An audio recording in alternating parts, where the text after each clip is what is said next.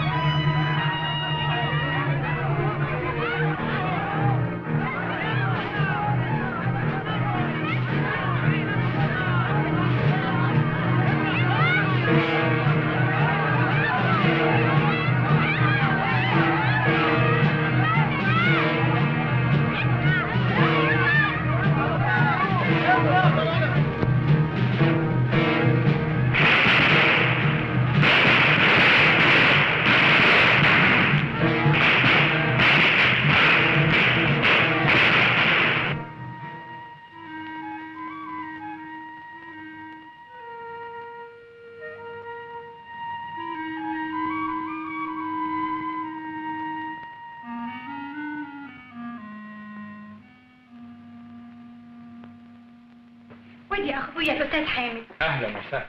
دي كانت زميلتي في المدرسه وجبتها مخصوص عشان توصيك. انا في الخدمه، اتفضلوا.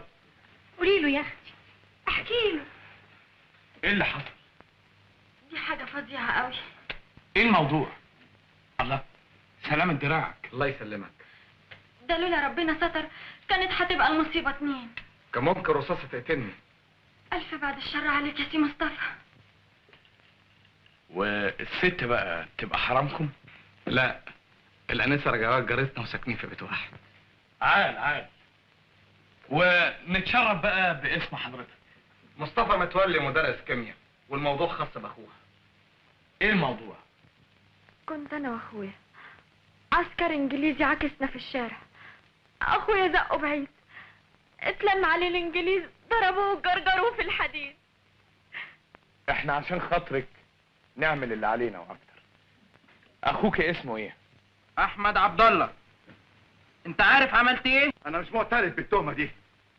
انا كنت بدافع عن شرفي. العسكري الانجليزي عاكس اختي، حاولت امنعه فضربني. انا حسيت باهانه شديده مش موجهه ليا بس، بل لكل اهل بلدي، فضربته زي ما ضربني. اسكت انت. تتكلم انت ولا المحامي يتكلم؟ دستة شمع المقامك يا سيدنا الحسين، وفول وعيش لك يا ستي يا طهرة، انك تخرج لي بالسلامة يا سي احمد. سكوت يا سيد القاضي. كيف تستطيع ان تعاقب انسانا لمجرد انه يدافع عن كرامته ويحرص على شرفه؟ ان احمد عبد الله لم يرتكب جرما اكثر من دفع الاذى عن كرامته وكرامه اخته. واحمد عبد الله هذا مستخدم صغير يعول اسره صغيره مكونه من امه وشقيقته، والحكم بادانته انما هو حكم على الاسره كلها بالضياع. ولهيئه المحكمه ان تكتب لهذه الاسره الحياه او الموت. احمد عبد الله، المره دي هنستعمل الرأفة علشانك. حكمت عليك المحكمه بالسجن 2 على نن عيني يسجنوه 2 يوم يا فندم. انا اديت واجبي يا فهيمه، ولولا مرافعتي انا كانت سجن 4 سنين. كل الناس عارفه يا فندم، وانا قصدك النهارده تختم. بس ولا اسم يجي على طرف لسانك. انا في خدمة كل الناس يا فهيمة. امه واخته. مالهم؟ هو حصل شيء جديد؟ لا، بس هيعيشوا منين؟ قالوا لي قطعوا مهيته من الوظيفة. ده صحيح مع الأسف. شوف يا فندي، صحيح أنا برقص وبغني في محل، لكن قلبي ما ممكن أبيعه. أحمد هو اللي حبيته، راجل ولا كل الرجالة، يا عيني عليه. وانت بتشتغلي فين يا فهيمة؟ أنا برقص في ليالي الملاح يا فندي. وطلباتك ايه؟ أدي 5 جنيه من جيبي لأمه وأخته، وكل طلعة شهر حاجة أسلمك 5 جنيه توصلها، بس ولا اسمي يجي على طرف لسانك. أدي الخدمة اللي طلبها يا فندي. بس انت مش اولى بالفلوس دي يا فهيمة. الفلوس تتعوض يا فندي، لكن الصاحب المخلص ما يتعوضش. بس هم ضروري هيسألوني الفلوس دي من مين؟ قول لهم الفلوس دي منك انت. مني انا؟ اشمعنى مني انا؟ كتير عليهم ان رقاصة تساعدهم. انا عارفة نفسي وعارفة الناس. طيب يا فهيمة، انا بكرة هوصل الفلوس لرجوات.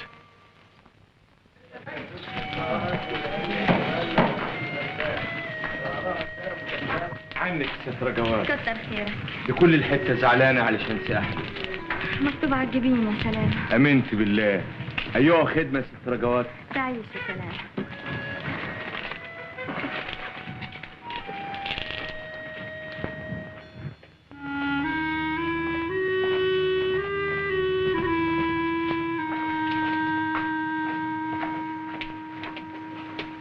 ازيك يا رجوات؟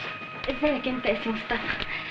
ده انا كويسة طول ما انت بخير. كتر خيرك. انا اقدر اشوف نينا شويه؟ تشرف وتآنس، اتفضل.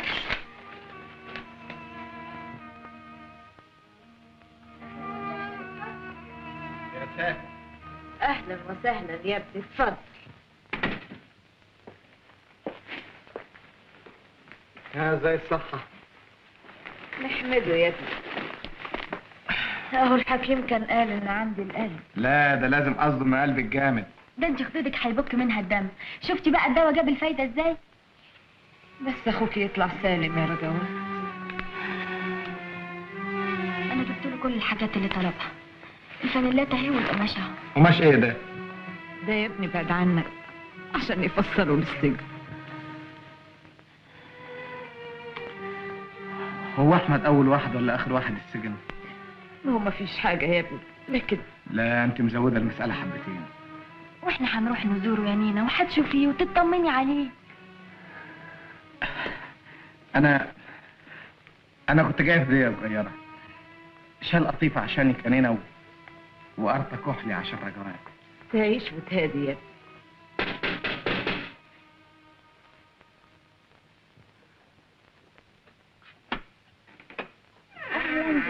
ازيك يا رجوات؟ نهارك سعيد. يا مرحبا. يبدو ان وقت الزيارة مش مناسب. ازاي؟ اتفضل يا حمد افندي. ازيك يا نينا؟ تسلمي يا بنتي، اهلا وسهلا. انا عايزك في كلمة بيني وبينك يا انسة رجوات. اتفضل.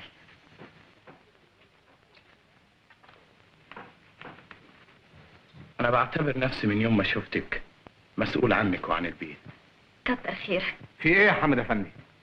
لا مفيش، موضوع بسيط، كلمة سر بيني وبين رجوات. مفيش سر بين رجوات وبين حد. انا في الحقيقة بعتبر ان عليا واجب بالنسبة لهم بعد سجن احمد. ما هو انت عملت الواجب وزياده يا ابني. اتفضلي، دول 5 جنيه مبلغ مؤقت. بتوع ايه دول يا فندي؟ كل شهر هيوصل لكم مبلغ زي ده لحد ما يخرج احمد من السجن. لا يا ابني كتر خير، واذا كنت عايز تساعدنا صحيح، انا ليا بيت صغير في بورسعيد ما بيجيبش حاجه تستاهل، وكنا عايزين نتصرف فيه بمعرفه واحد زي حضرتك. تبقى رجوات تجيب لي اوراقه في المكتب، انا كل يوم هناك بعد المغرب، انما الفلوس دي ما اقدرش اخدها تاني. مش كده يا مصطفى افندي؟ موضوع الفلوس ده ملوش داعي يا حمد. يا مصطفى افندي بعدين نتناقش. اتفضل نتكلم واحنا ماشيين اذا حبيت. وهو كده. هتخليك انت يا زينب؟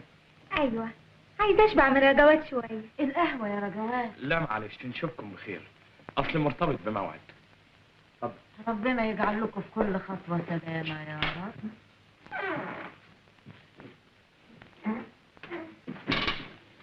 يا مصطفى افندي انت احرجتني. حضرتك فيها يا استاذ حامد؟ في موضوع لو تعرف موقفي منه كنت تشكرني. انا مش فاهم حاجه ابدا. الموضوع ايه؟ موضوع مساعدة عائلات المسجونين السياسيين. طب اتفضل. انا اسف انك كنت اخرتك، لكن احمد عبد الله سجنوه الانجليز. دي مسألة ليها اعتبار كبير في نفسي، مسألة تفرض علي واجبات معينة. السلام عليكم. السلام ورحمه الله. يا مرحبا يا مصطفى، اهلا وسهلا. ازيك يا سلام؟ الله يخليك. ياك تكون افتكرت وجبت لي برشامه الدماغ. دماغي حطاء. انا اقدر انسى؟ اتفضل. يدوم عزك يا امير. السلام عليكم. ربنا ما يحرمناش منك ابدا. معايا ونص. بس عاوزك المرة دي تطيب. مش تخيب زي عوايدك. اصل انا بصراحه كده بصراحه ما فهمش في العباره دي. احنا لازم نقف جنب اي مصري يضطهد الاحتلال البريطاني. ده مظبوط، بس يكون افضل لو الدور اللي نلعبه يبقى اكبر من كده. عفارم عليك، انت بتتكلم كويس قوي يا مصطفى افندي. اقصد مش بس نقف جنب المضطهدين، لكن ضروري نبعث روح المقاومه ضد الاحتلال. يا راجل اتجدعن وخد لك قرشين. دي حكاية ناس مؤذية بتضرب قنابل على إشلاءات الإنجليز. تشمشم أنت على الناس وش الإجرام دول وتقول. طب انا هعرفكم من ايه؟ بتلاقي واحد لامط بيتكلم على الإنجليز بيقول الجلاء، وتلاقي التاني سهن لكن بيبان عليه برضه. تمشي ورا البني آدم من دول تشوفه رايح فين، بيتكلم مع مين. نشوف يا معلم بيوم. ده احنا هنبسطك غاية ونهاية. كده ماشي كلامك. هو ده المطلوب. بس ادي انت شايف الحالة، الحرب العالمية والاحتلال البريطاني كابوس فوق صدر البلد، والحريات العامة معطلة. يبقى ايه الحل؟ والله انا رايي ان مفيش حل غير المقاومه يا حمد افندي. يعني بالتحديد الناس تعمل ايه؟ انا عاوز اسمع وجهة نظرك. لازم تتكون مجاميع من الفدائيين المصريين ينسفوا مخازن الوشلاءات البريطانيه، يقطعوا على المحتلين كل السكك، يشعروهم بان وجودهم في مصر لا يرضي المصريين. طب ايه رأيك؟ مش يكون افضل لو تتكون احزاب سياسية تعبر عن وجهة نظر الشعب؟ وانت في الحاله دي تعمل ايه يا حمد افندي؟ انضم فورا الى حزب سياسي، على الاقل الحزب يبقى له قدرة على توصيلنا لكراسي الحكم. واحنا بنبحث عن الحل اللي يوصلنا لكراسي الحكم، احنا بنقول لازم نحارب الاحتلال البريطاني. وماله؟ ما هو من اهداف هذه الحرب ان يحكم مصر افراد من اهل مصر. على كل حال الفدائيين نفسهم يقدروا يوصلوا لكراسي الحكم. والله يا حمد افندي انا رايي ان الانسان اللي يقوم بعمل وطني ما يصحش ينتظر اي نتيجه. كفايه انه يضحي من اجل الوطن والشعب. عفارم عليك، ده انت راجل عظيم اهو. انا مش عارف. يا سيدي العفو، ده مجرد راي انا بقوله. اهو الانجليز النهارده بيدوروا على شيخ حدف قنبله على اشلاء انجليزي. وشكله ايه؟ كل اللي قالوه انه هرب النواحي دي ولابس عمه. عمة؟ ما هو الناس كتير لابسه عمة.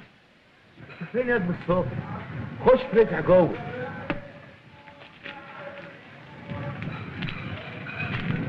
ورينا شطارتك بقى. روح شمشم في قهوه في نادي. نجرب يا معلم بيوم. طب يلا عشان احيينك. يلا.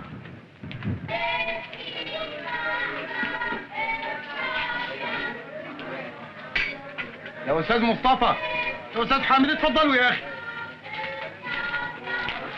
الله، هو انت تعرف الشيخ عبد البر؟ اللي اعرفه ده صديق وزميل قديم في التدريس، بس هو الاخ الاكبر مقاما وعلما. بقى انتوا تبقوا معرفه وانا اعطيكم ميعاد عشان اقدمكم لبعض. اتفضلوا بينا في الداخل. اتفضل يا اخي. يا صالح. يا نعم. شوف لافنديه يشربوا ايه. اوامر لافنديه. كركديه. كركديه برضه. عيني. يبقى مصطفى افندي هو انا يا سيدي انا هتكلم اللي بيحصل ده. الحوادث كل يوم بتزيد، وانتوا بتعملوا ايه؟ انتوا لازم تتحركوا شويه. حادثة النهارده دي لازم تظبطوا اللي عملوها، مفهوم؟ امرك يا مستر جونز. احنا مش مقصرين في حاجة، اما بخصوصي انا وصيت رجالتي يشمشموا في كل حتة. عم الشيخ عبد البر، عم الشيخ عبد البر. ايه يا سلام؟ انت ما سمعتش؟ خير. قنبله اتحدفت على اشلاء انجليز. صحيح. وانت ايش عرفك يا جدع انت؟ الله، هو ده حقيقي ولا ايه؟ طب اتفضل امشي من هنا. كده؟ ايوه كده. طيب مجاري يا استاذ حامد، ما تزعلش يا سلام. اسكت عشان خاطرك يا سي مصطفى.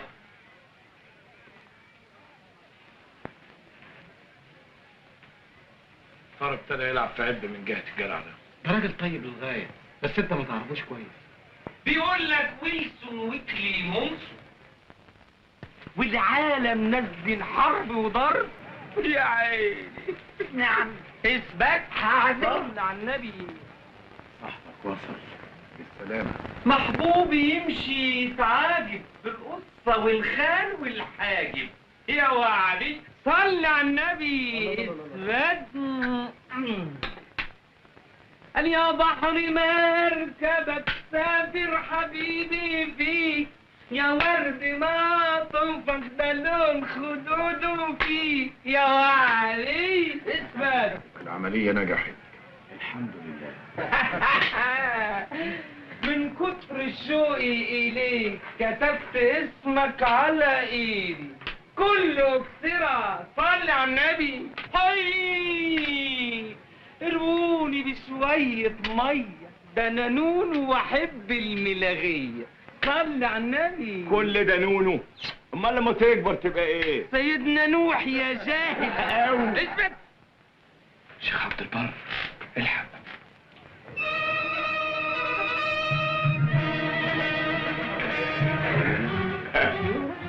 عيب يا سلامه لما تتمهزق على المشايخ. كله صارت يا مكذوب انه منك تقترب. حي اثبت.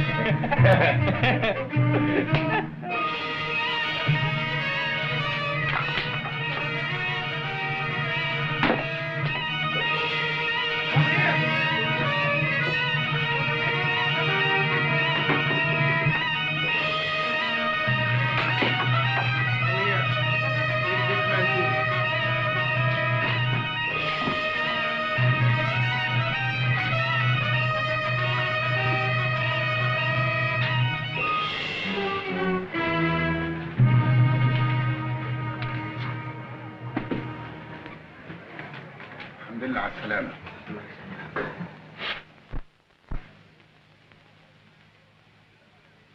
السلام عليكم يا معلم بيوم. مرحبا سلامة. سبع ولا ضبع؟ رحت شمشم في قهوة الحرية، طلع لي واحد اسمه حامد افندي. يعني ايه؟ طلع لك في الباك؟ لا، متهيألي انه منهم يا معلم بيوم. ازاي يا سلامة؟ كان متغاظ قوي من سؤالاتي. بيشتغل ايه؟ قالوا لي افوكاتو. يبقى لازم تراقبه يا سلامة. حد عارف مخبي وراه ايه؟ ماشي كلامك يا معلم بيوم.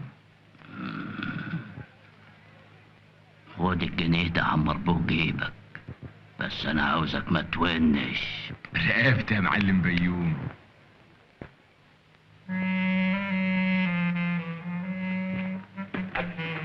مرحبا. اهلا. تعال. اتفضل اتفضل اتفضل.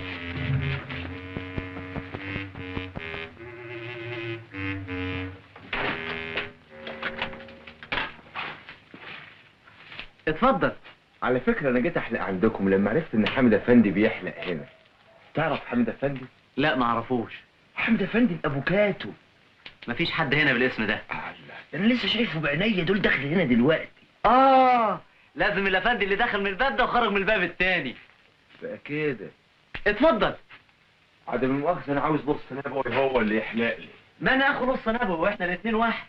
اتفضل. لا. اقترح يقوم بالعملية دي انا ومصطفى وفتحي وحامد. انا مش قادر افهم اشمعنى انت يعني اللي تقترح الاسماء. الكلام اللي بتقوله ده يا استاذ حامد، طب وفيها ايه يعني؟ الا فيها ايه؟ فيها مرياسة غير مقبولة. استاذ حامد اثبت. كلنا زملاء يا اخوانا. صحيح احنا زملاء، لكن انا معترض على خروج مصطفى فندي للعملية الليلة. دي اول مرة بيحضر فيها معانا الاجتماع. انا مطالب باسم ابي الشهيد في ثورة عرابي ان اضع حدا لاي انقسام. انقسام ايه؟ احنا كلنا متضامنين مع بعض. وانا ادرى الناس بكفاءة مصطفى فندي وقدرته على العمل. امال مصطفى فندي منضم للتنظيم ليه؟ عشان يتفرج علينا؟ ما هو لازم يعمل حاجة. يبقى اتفقنا، الموضوع انتهى. اذا العملية بعد ساعتين، يعني الساعة 9. طيب ومين المسؤول عن الديناميت؟ حامد افندي ايضا. احنا عاوزين ندربه على الاهوال. وهو كذلك، بس حد يوصل لي شنطة الديناميت. هيجيبها لك اخويا شحاتة، لكن فين؟ عند ناصية الجامع، واحنا هننتظرك في المكان المحدد. بس عاوز اعرف انا هعمل ايه؟ انا هشرح لك يا مصطفى فندي.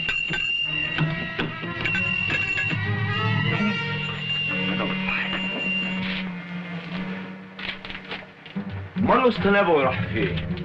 ما قلت لك نص نبوي تعبان ومش جاي يدينا. اصل انا لازم اتقيف. احلق لك انا.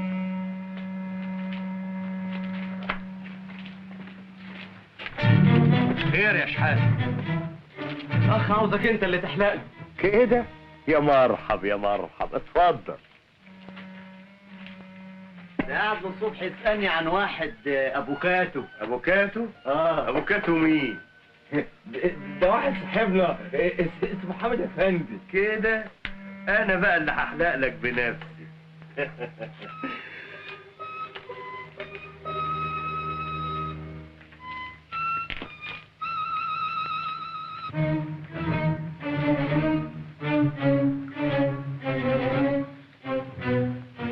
بعدين بقى الواحد لا عارف يقعد ولا عارف يخرج. يا شحاتة اسمعوا يا جماعة، الباب اللي وراني امان، اخرجوا منه. كده؟ اتفضلوا. يلا بينا.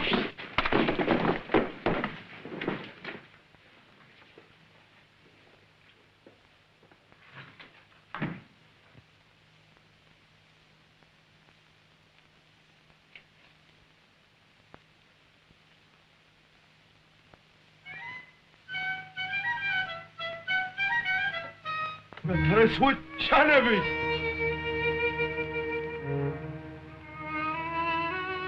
ده لسه جاي في السكة يا نينا.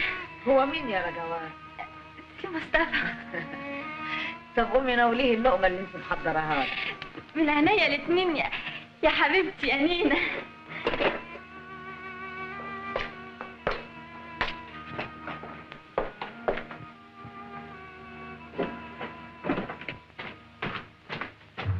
رجوات، انت اتأخرت عن ميعادك الليلة يا سي مصطفى. كان عندي اجتماع مهم قوي يا رجوات. مش عارفة ليه قلبي توغوش عليك. نظراتك الحزينة يا رجوات علمتني حاجات كتيرة ما كنتش عارفها. كتر خيرك، وانا اللي هعلمك برضه. ايوه انت السبب. زاد غشاوة من فوق عينيا وانفتح لي طريق جديد. الليلة هعمل عمل عظيم. ايه هو يا سي مصطفى؟ لما ارجع اقول لك. انت لسه هتخرج تاني؟ ايوه يا رجوات. هستنظرك، مش هنام. رجوات ادعي من قلبي يا سي مصطفى. انا سي مصطفى اتفضل. مش عايز اي حاجة. عاوز لك الخير والسعادة. ايوه حاجة.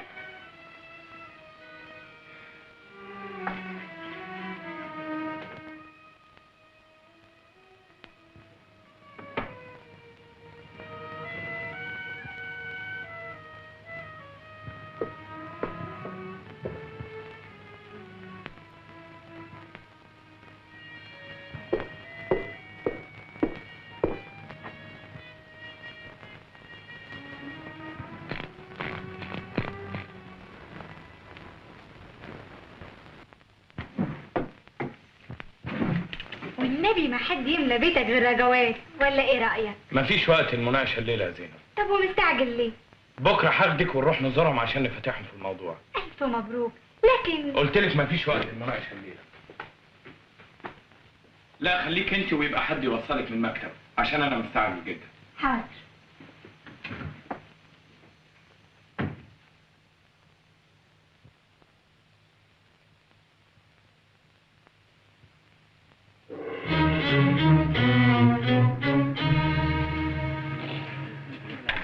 يلا بينا.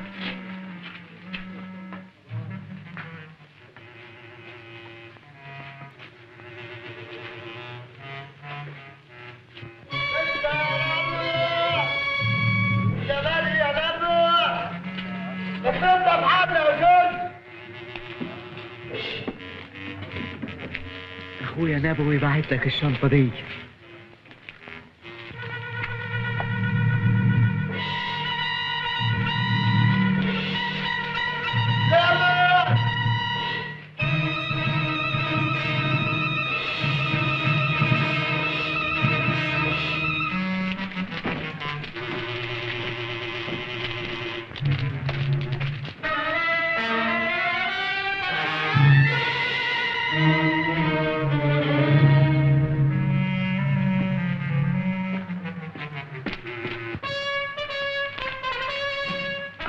شيخ عبد البر متنكر. اهلا اهلا. الحمد لله حامد جه. يلا بينا، احنا تاخرنا جدا.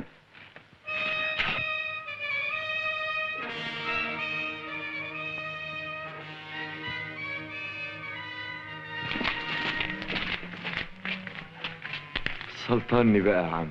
بكره زوج انت. في حد مراقبني زوج في محل قريب مننا اسمه ليالي الملاح، عارفه؟ اسبقوني عليه.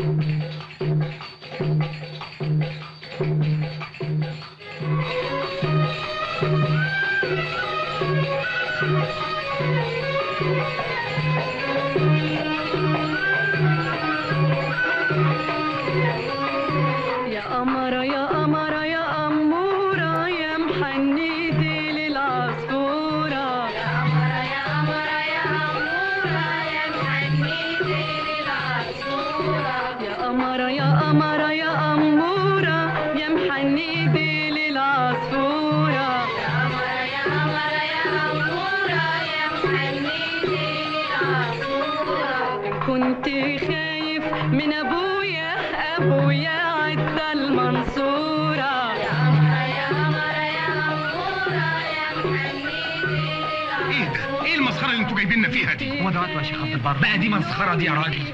يا راجل اثبت واتفرج. حامد اهو.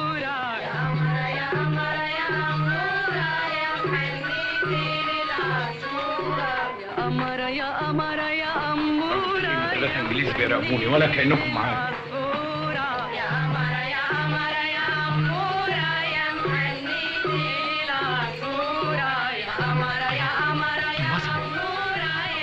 اخدعهم واتصنع السكر. أمرة يا أمرة يا أمورة يا محنيدي للعصفورة.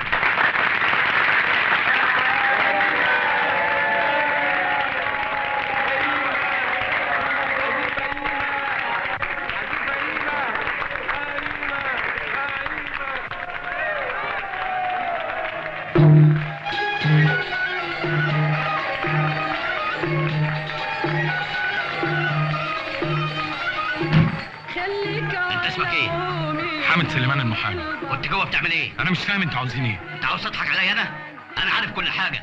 انت جوه اوضه الرقاصين. ايوه لكن طب تعالى معايا.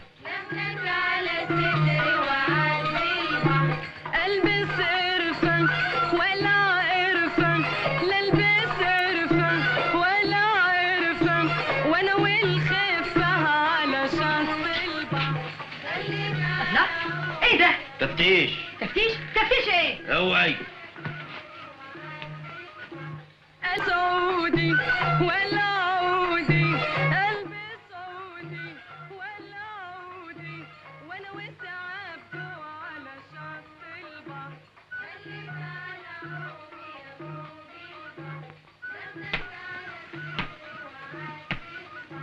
ابويا في السوق وامي في السوق ابويا في السوق وامي في السوق وانا واحد بنوح على شط البحر خليك على عمي يا موج البحر لما على صدري وعلى البحر لاركب انا مش فاهم اي حاجه. واروح براءة. معلش اخبارية غلط. واروح المطرية وشيخ القلدية على شط البحر. ايه تفتيش تفتيش عشان ايه يا اختي؟ ولا يهمك. رقصني يا ولا خليك على عود شغلاني يا موج البحر لفك على ميري وعلى شغلاني يا ولا لفك على ميري وعلى البحر.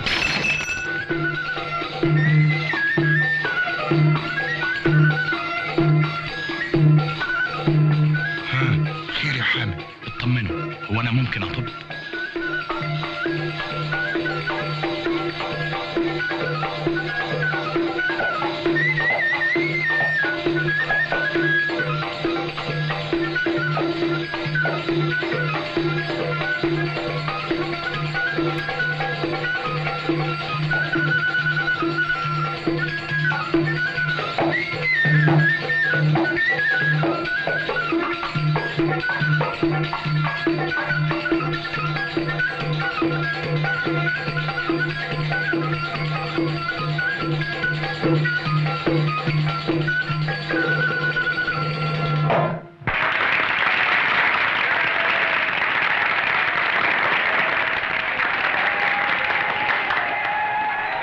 اما الرقاصه دي ست شجاعه بشكل. بلاش كلام فارغ. تنتناش في داهيه بقى. مش قال لك ان هي اللي خدت الديناميت؟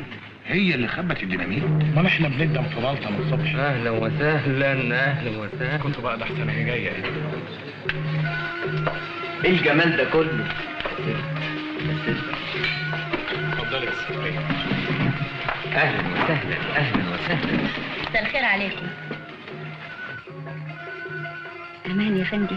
امان يا ست فايد. المسدس والديناميت في الشنطه. مين منكم هيستلمه؟ واحد غير المره دي. انا. اتفضل. انا شفتك قبل النهارده يا فهيمه. فين؟ في محاكمه احمد. احمد؟ يا ما نفسي اشوفه يا فندي. اخته حظر يوم الاثنين. استنيها الصبح عند باب السجن وانا هخليها تاخدك وياها. جميلك فوق راسي يا فندي. واسم الكريم مصطفى. ما يلا بينا بقى.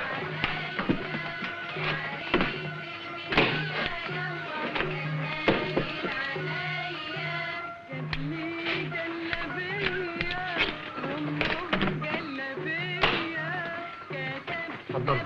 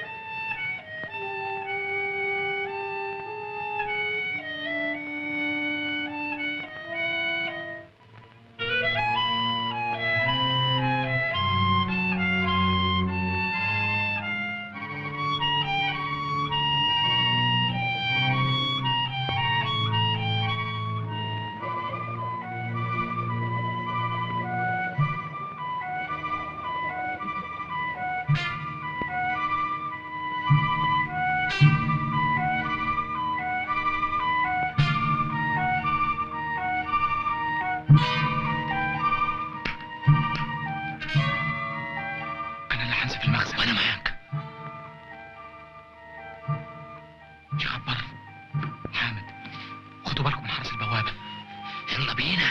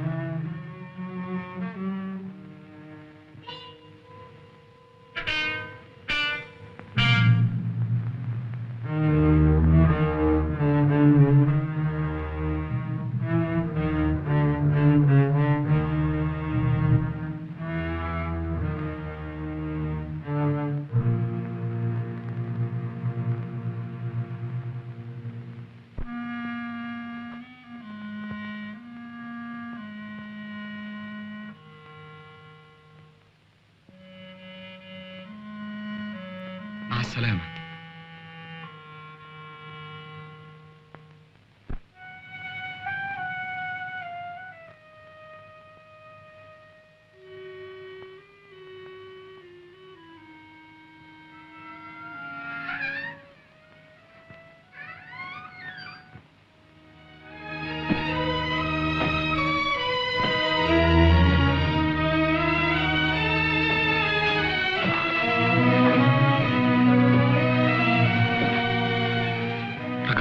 مالك يا سي مصطفى في ايه؟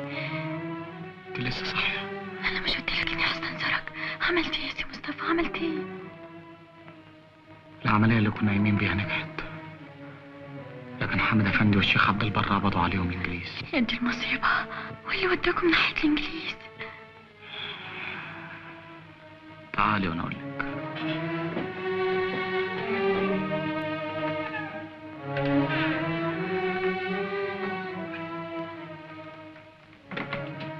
ايه اللي حصل يا سي مصطفى؟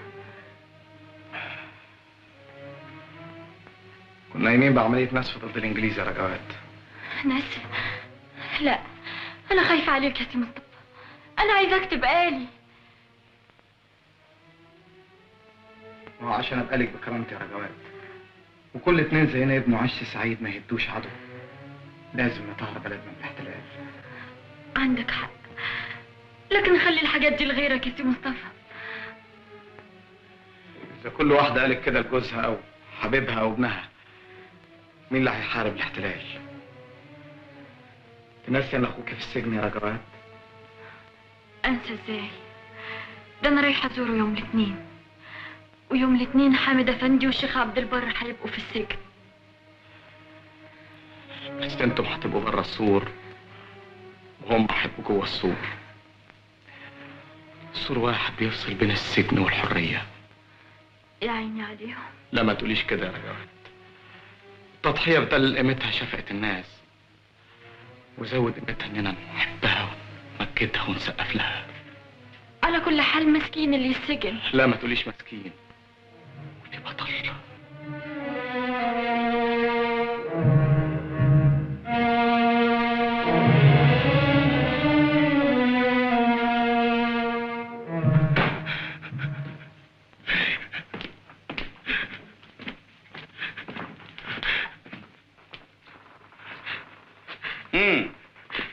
مش عاوز تتكلم؟ انا بريء بريء. مستر جونز، انا اللي هخليه يتكلم.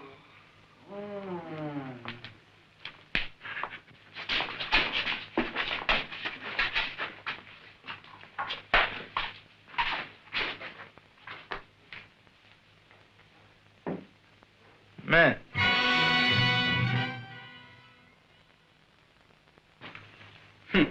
واحد مات. استنى، وانت؟ انا بخير والحمد لله. يعني مش عايز تقول مين اللي كان معاك؟ مين اللي نسف الأشلاء؟ اللي معايا الشعب المصري، وللاسف الاشلاء الناس اللي بيكرهوا الاحتلال.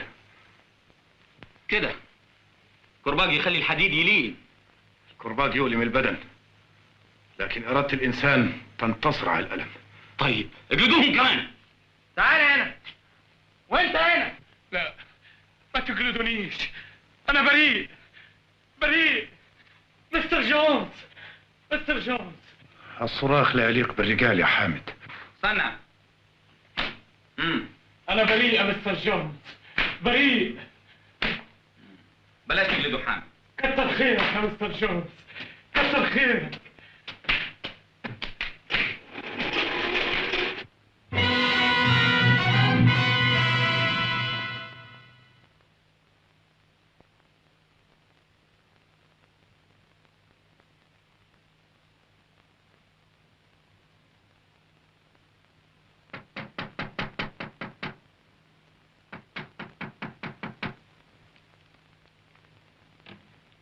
اهلا فتحي، اتفضل. اهلا بيك. انت قاعد لوحدك كده ليه؟ انا النهارده يا فتحي عملت 15 قنبله. 15 قنبله؟ ازاي؟ انت ناسي انه مدرس كيمياء؟ تعال.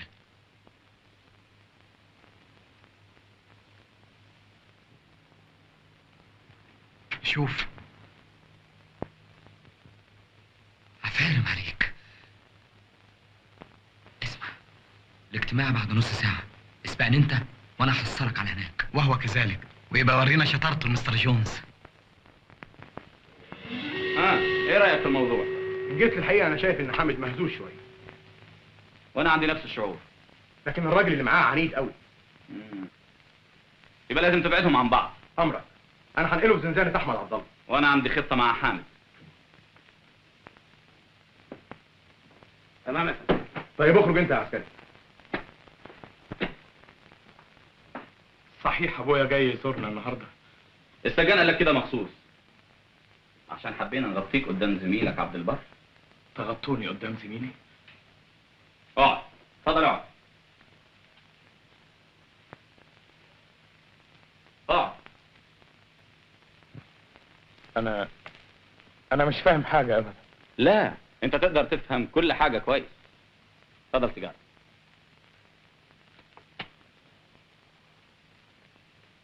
تفتكر يا حامد ان 20 واحد مصري ممكن يحاربوا آلاف الجنود الإنجليز المسلحين؟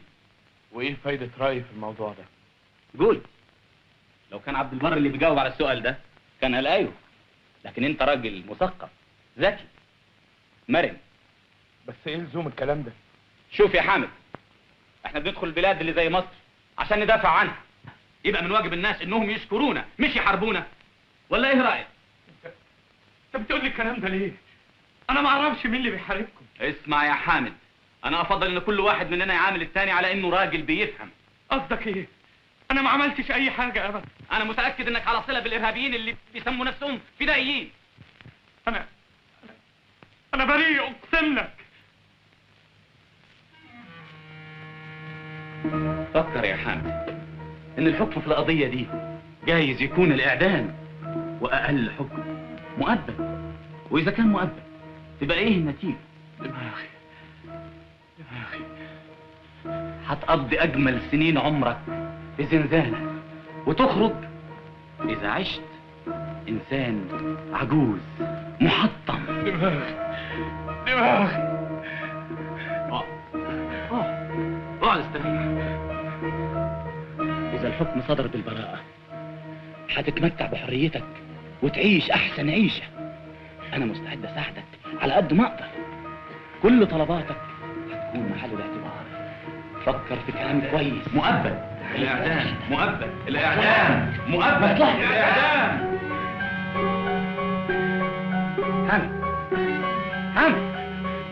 حامد مالك؟ دماغي انا عارف الدواء بتاعك هو الحرية. عندك حق. انا مش هضغط عليك، هسيبك تفكر، بس انت لازم تكون عاقل وتفهم ان ناس زي دول هيتقبض عليهم ضروري. انا متاكد ان حامد وعبد البر رجاله جوه السجن زي الحديد، بس لازم حد يزورهم ويطمن عليهم. سلام عليكم. قديمة ولا جديدة؟ اقعد بقى عشان نكمل موضوعنا. ما تكمل يا استاذ. هكمل يا سي فتحي. انا عندي لكم مفاجأة عظيمة. خيرا ان شاء الله.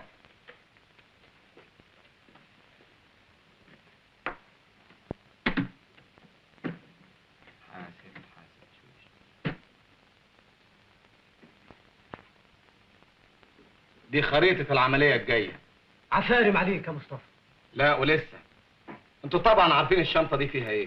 معلوم، بس شنطة القنابل دي ما كانش صح تجيبها معاك النهارده في الاجتماع. عندك حق، بس انا كنت مستعجل شوية. على كل حال انا هخبيها في مكان امين. الله، ايه يا جماعة؟ نسيتوا ان انا مسؤول عن مخبأ المتفجرات؟ خلاص خد الشنطة. ايوه بس بقول يا استاذ نبوي الوقت متأخر. بكرة ان شاء الله افوت عليك في الدكان الساعة 11. انا هجيب لك الشنطة بنفسي. وهو كذلك بإذن الله. طيب والعملية التانية هنقوم بيها امتى؟ بكرة طوالي، وانا المسؤول عن تخطيطها. بس انا عاوز استعين بفهيم الرقاصة. رقاصة؟ اثبت يا شيخ حسن، مالها الرقاصة؟ مش هي اللي خبت الديناميت؟ دي ست في غاية الشجاعة. قول له والنبي. والله اللي تشوفوه. العملية هيقوم بيها فتحي وحسن وانا، وهنتقابل بكرة الساعة 7 بالليل عند مطلع القلعة الوراني. لكن ضروري النوبة دي تاخدوا بالكم. كفاية خسرنا عبد البر وحامد. لو دماغي تروق شوية. ليه؟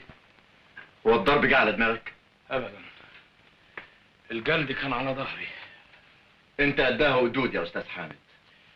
يرضيك اتجلد بالشكل ده؟ ومن امتى الجلد بيأثر على عزيمة بطل؟ احنا فخورين بيك يا استاذ حامد. تعرف مين اللي نسف الأشلاء يا أحمد؟ انت قلت لي انكم 4. أيوة، لكن عملية النسف في حد ذاتها أنا اللي قمت بيها بإيديا دول. انا حبي ليك واحترامي بيزيد لما بسمع كلامك يا استاذ حامد.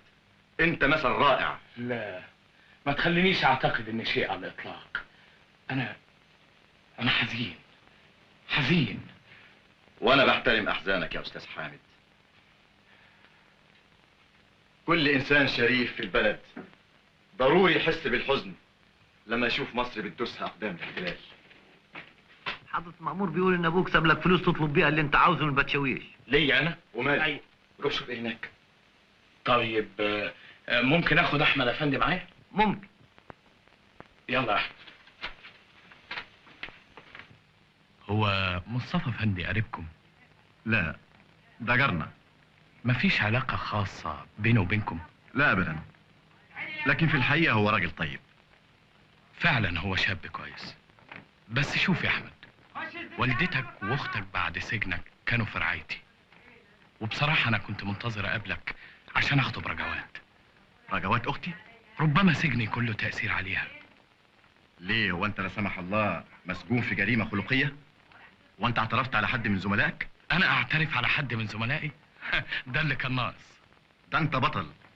أنت مسجون في قضية شرف متصلة بحرية البلد كلها. أشكرك يا أحمد.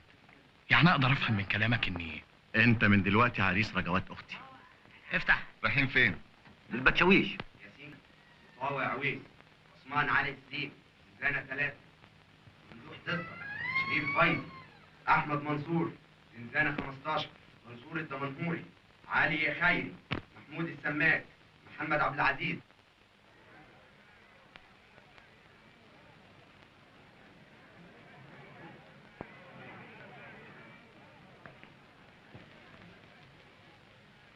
مصطفى فندي، مش كده؟ أيوة مصطفى متولي. ما أنا برضو بقول كده. خيرا، في حاجة يعني أي خدمة؟ أبدا، بس إحنا معرفة وأنت مش واخد بالك. تشرفنا. الظاهر عليك نسيت برشامة الدماغ. مش واخد بالي برضه. الله، مش انت اللي ساكن قدام سلامة بتاع السجاير؟ ايوه، لكن في ايه؟ انا شفتك في الحي كتير، وشفتك كمان في حتة تانية. فين بالظبط؟ محل ليالي الملاح، بس ليلتها كنت مبسوط حبتين. ايوه تمام، فعلا كنت مبسوط يا معلم، متشكر قوي. ما انا كمان ابن حظ زيك يا سي مصطفى فندي.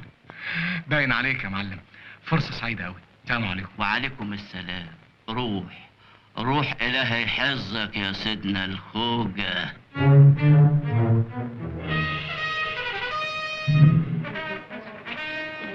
خلي الشنطة دي عندك. ما تحاولش مصطفى. لكن ايه دي؟ شنطة. روحك وانت تعرف. ايوه يا شوني. انا عايز اتخيل. حاضر يا شوني. ايوه يا شوني. الموني يا شوني، الموني. نو ماني، نو بس سجاير. اي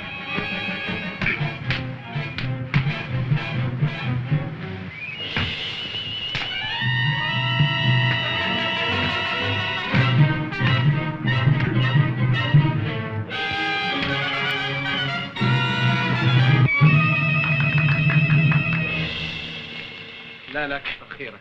وش اجرام بصحيح. وانت لسه مش عارف كده يا سلامة؟ ده نهبي عينك. الوضع ده مش ممكن يستمر. احنا لازم نطردهم من البلد. نطردهم ازاي يا مصطفى؟ واحنا قدهم. اسمع يا سلامة، إذا جه واحد غريب قعد في بيتك وخطف لقمتك ولبس خدمتك ودورك جعان عريان تشتغل وتتعب وهو ياخد عرق جبينك، تعمل ايه؟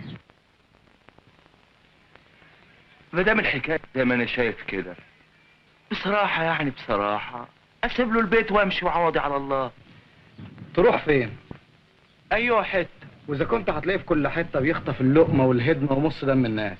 اعوذ بالله، ده يبقى ابليس. اهو الاستعمار ابليس بلحمه ودمه، وعشان كده لازم نحاربه. لازم نحاربه؟ لا مؤاخذه انك اتأذيت علشاني. انا فداك يا سلامه. انا عاوزك تخلي بالك من الشنطه اللي عندك دي لغايه بكره الصبح الساعه 11. من عينيا الاتنين. سلام عليكم. بس الشنطه دي فيها ايه؟ عاوز الحقيقه يا سلامه؟ دي فيها قنابل. يا نهار زي بعضه، قنابل. سلامتك، ايه اللي حصل يا سي مصطفى؟ مش عاوزين يدفعوا ثمن السجاير لسلامه. ياه، انت اتجرحت قوي. لا ابدا، ما فيش حاجه. الضربه انا بردها 10 ضربات. انا عملت النهارده قنابل مال وشنطه بحالها. قنابل؟ بس مش خطر يا سي مصطفى، جايز تفرقع جايز حد. لا يا رجوات، وعلى كل حال انا خبيتها عند سلامه لغايه ما اخدها منه بكره الصبح الساعه 11. لكن سلامه مش يمكن يبوح بالسر؟ ما اظنش يا رجوات، الدنيا لسه بخير. وزي عينينا دلوقتي. نايمه مش قادره تتحرك. لا بأس عليها. شوف بقى لما تلاقي نفسها بكره مش قادره تزور احمد ابنها في السجن، الله يجازيهم اللي كانوا السبب. ده المستر جونز اتفق معانا اذا قبضنا على الجماعه دول يصرف لنا 50 جنيه.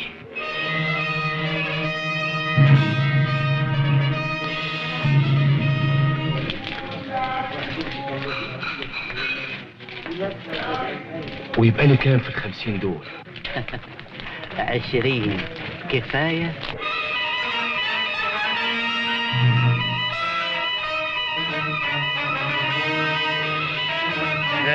قلت ايه يا سلام؟ اللي تشوفها معلم بيومي. تتأيب يا سلامة، تجيب لك كم حتة سكروطة تعرف تشرب لك تعميرة اكسرة وتهيص بحق وحقيق.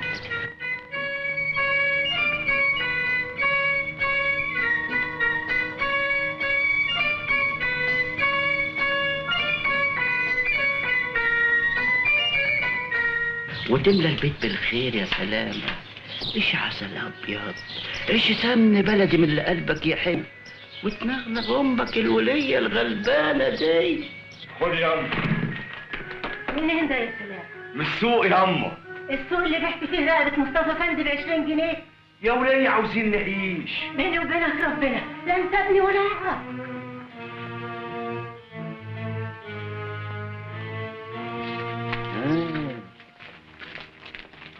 لا ولا حاجة. إذا اتجدعنت يا سلامة هتبقى بني آدم بحق وحقيقي.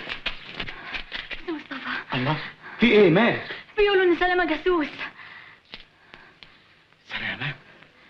مين قال لك الكلام ده؟ حامد افندي مشتبه فيه. طيب ادخلي انت.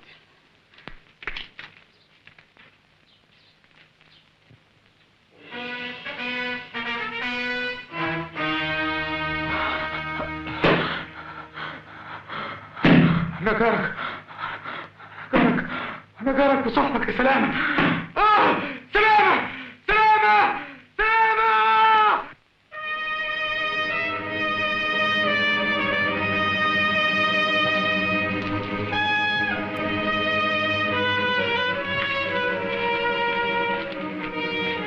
الشنطة يا مصطفى. كده يا سلامة؟ انا رقبتي في داك يا سي مصطفى. طيب تعالى، انا عاوز اتكلم معاك شوية.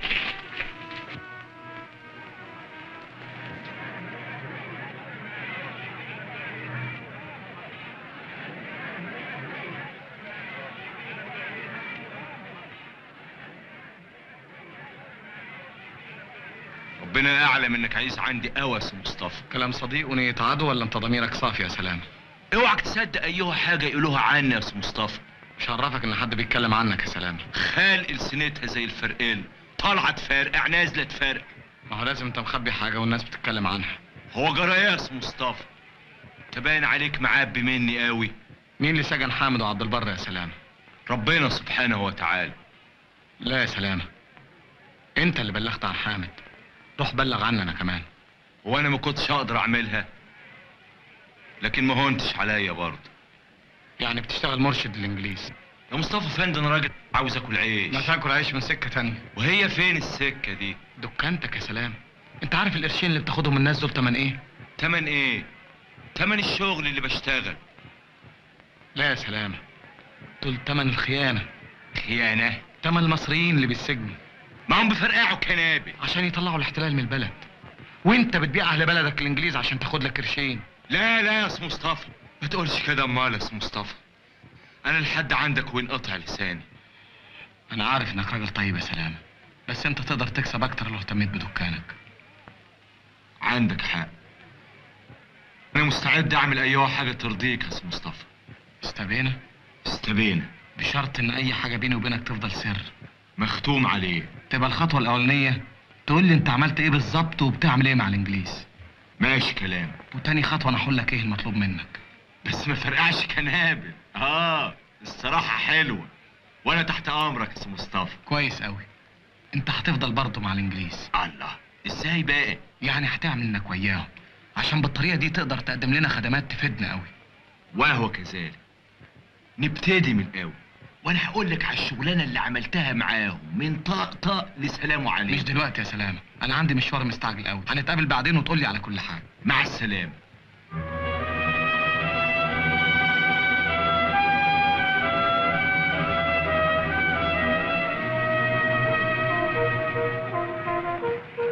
اتفرج يا سلام على عجايب الزمان. الزناتي خليفة على الحصان. اتفرج على رجالة الزناتي ضربوا في رجالة ابو زيد وقامت المعركة.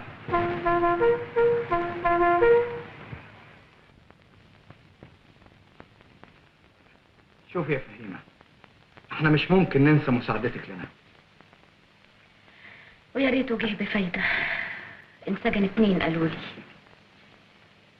انت ايه اللي خلاك اشتغلت في الرأس يا فهيمة؟ المقدر كان اقوى يا فندي، وديني زي المدبوحة، لكن بحب احمد قوي. وليه ما اتجوزتوش؟ انا مرضلهوش يتجوزني. طيب انت مش بتكره الانجليزي اللي حبسوه؟ بكرههم عمى. خلاص، يبقى لازم تنتقمي عشان خاطر احمد. اعمل ايه قولولي؟ احنا عاملين تنظيم في السر واخترنا تبقي معانا. انا؟ احنا بنهاجم اشلاء الانجليز.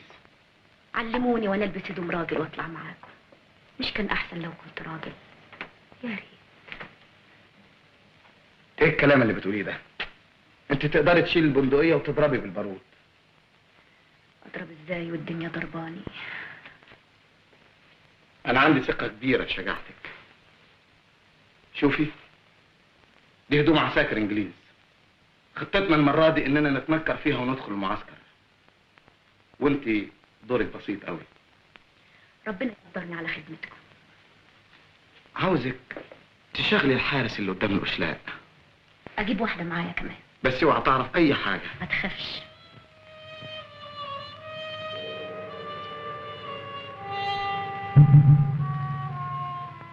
السلام عليكم. اتولي. امال فين فتحي؟ فتحي كان حاسس انه متراقب فجيت بداله وشنطة القنابل اهي. يا مرحبا.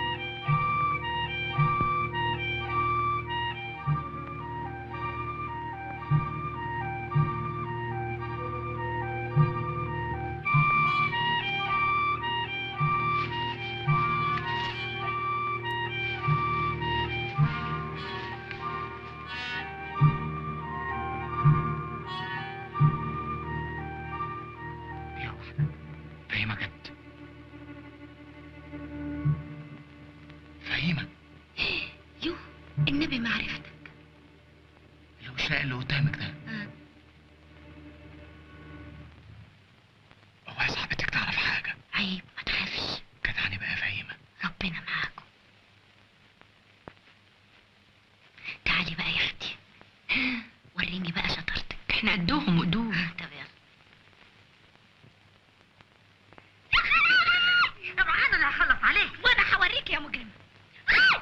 اوعى يا شن، اوعى اوعى انت من سكتي بس. تعالي هنا، انا اللي هوريكي. بس اطلعي لي عن هنا. اوعى بس تعالي هنا. اوعى.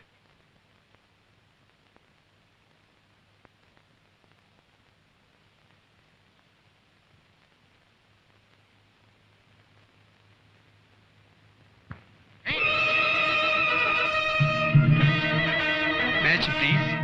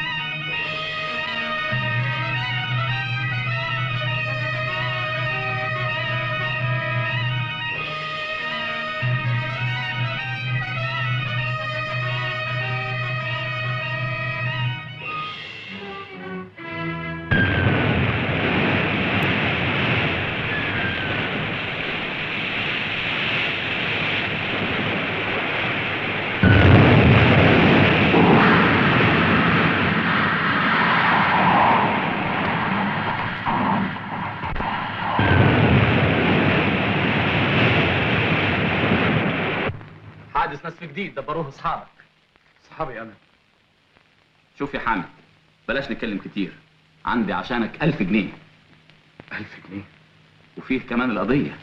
احنا بكرة هنفرج عنك. ايه رأيك؟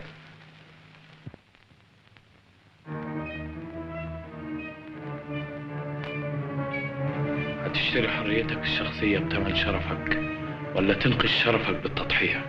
أنا هوافق دلوقتي على الكلام اللي يقولوه، وهخرج وما نفذش من موعودي ولا حرف واحد. أبقى كسبت حريتي وما خنتش حد. المساومة أول طريق الخيانة. أنت بتقول عنها مساومة، أنا بسميها تحايل عشان أخرج من السجن اللي أنا فيه. يعني إيه رأيك النهائي؟ انا موافق. وهنفرج عن زميلك عبد البر عشان ما حدش من اصحابك يشك فيك. كتر خيرك. بس القضية بكرة مش هتحكم فيها المحكمة، هيكون الإفراج بكفالة وحكم البراءة بعدين. اللي تشوفه. يعني تاخد ال1000 جنيه وحكم البراءة لما تساعدنا فعلا. أنا عاوز أقبض على العصابة دي وأعضائها مجتمعين. أنا منتظر تنفذ كلمتك يا حامد، ومن ناحيتي أنا نفذت كلامك، وبكرة أنت هتخرج من السجن للحرية.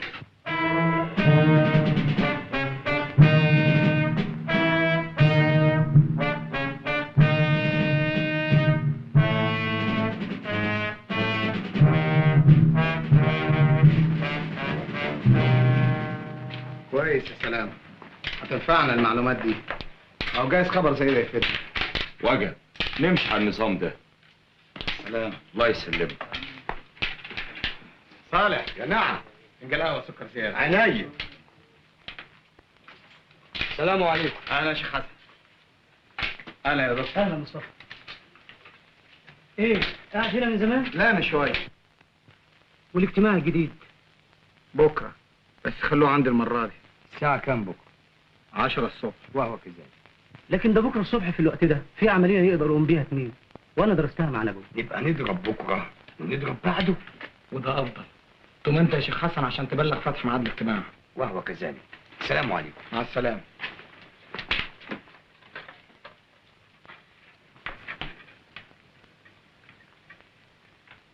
اي خدمه. قهوة سكر على الريحة يا عم صالح. عينيا. شيخ عبد البر. مش معقول. السلام عليكم. اهلا اهلا اهلا اهلا وسهلا مصطفى افندي. اهلا وسهلا. انت ازاي خرجت من السجن؟ والله أنا قلبي غير مستريح. ليه؟ ايه اللي حصل؟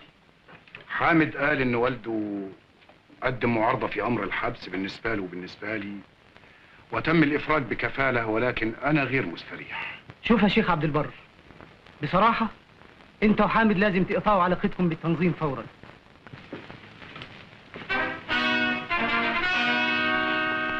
السلام عليكم. اهلا، الحمد لله على السلامه يا حمد افندي. اهلا. نجونا ابو عقوبه يا مولانا. يا سلام، كانت معجزه. جيت في وقتك والله يا حمد افندي. خير ان شاء الله. التنظيم يرى ضروره قطع علاقتنا بكل اعضائه. الكلام ده صحيح؟ ايوه. انتم دلوقتي موضوعين تحت مراقبه الجواسيس الانجليز، ومن مصلحه العمل الوطني انكم تبتعدوا عنه. وانا موافق على هذا الراي. بقى احنا كنا بنضحي عشان نتركن على الرف؟ يا ما ناس ماتوا من غير ما يتكلموا. تقصد ايه يا مصطفى افندي؟ التضحية للوطن لا تطلب الجزاء يا حمد افندي، والا فقدت نبلها وروعتها. بصراحه انتم مجرد وجودكم معانا يهدد عملنا الوطني بالكشف.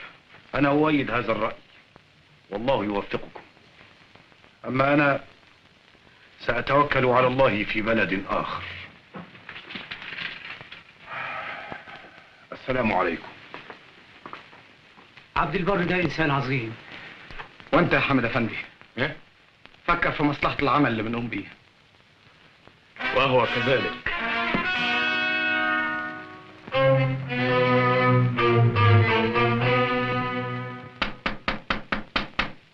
عارفاك. سي مصطفى. انا خرجت من السجن غرجوات. الحمد لله على السلامة.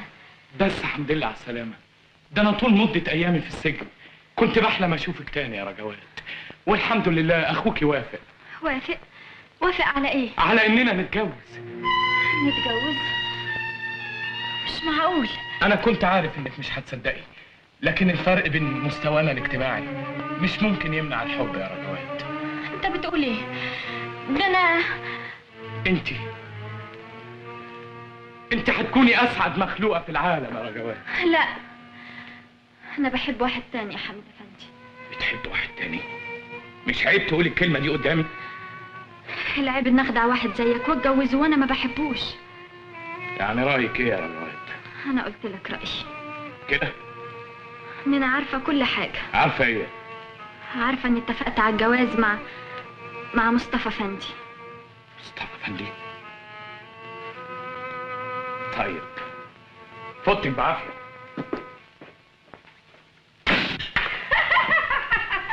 ويلكم بيبي.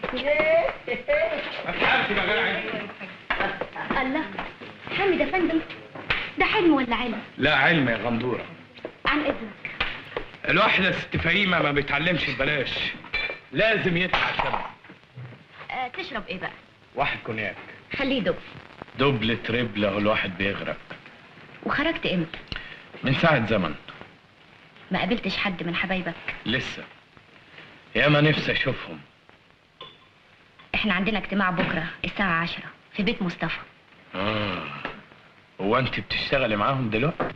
على ما اسم حلت العاجز. ده انت الخير والبركه. الحمد لله على السلامه يا امير، دول هيفرحوا قوي. انا بكره الساعه 10 هحضر معاهم الاجتماع.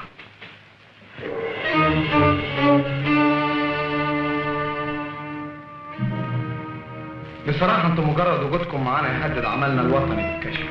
يعني تاخد ال1000 جنيه وحكم البراءة لما تساعدنا فعلا. فاني اتفقت على الجواز مع مصطفى فندي.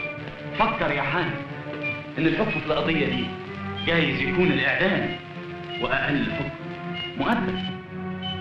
انا عاوز اقبض على العصابة دي واعضائها المجتمعين.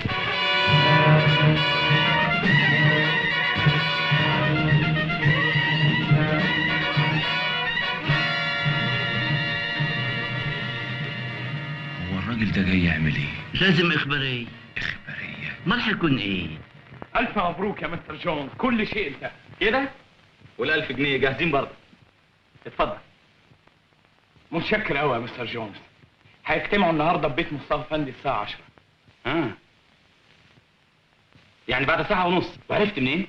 من بنت رقاصه اسمها فهيمه بتشتغل معاهم. على فكره لازم تقبضوا على البنت دي دلوقتي، علشان لو عرفوا منها انها قالت لي هيهربوا.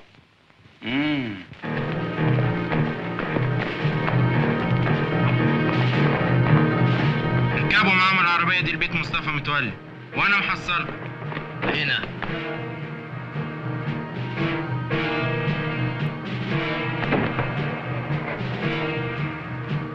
يلا.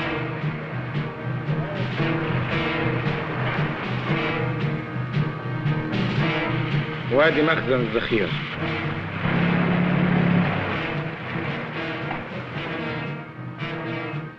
ده السور اللي بين المعسكرين.